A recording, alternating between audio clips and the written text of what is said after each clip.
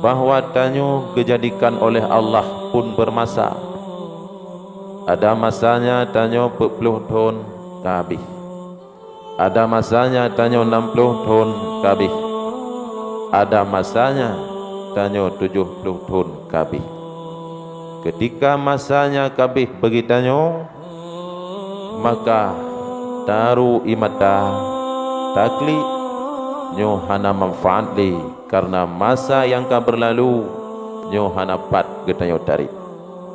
Imam gebaca ayat Rabbana abasarna wa sami'na farji'na na'mal salihan inna muqinun.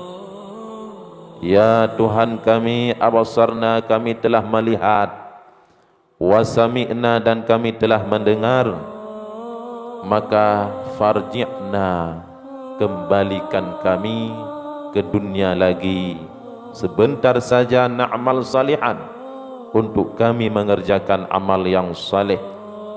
Inna muqinun sesungguhnya kami itu yakin, nyo baru kamu yakin. Hana makna li telake bakpo, karena masa telah berakhir.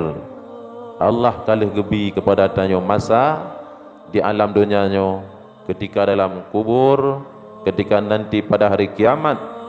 Kita mohon pada Allah, irji'na farji'na, maka kembalikan kami na'mal salihah, untuk kami mengerjakan amal saleh. Sekarang baru kami yakin ya Allah, nyohanali kembali masa yang kalih gebi oleh Allah Subhanahu wa ta'ala.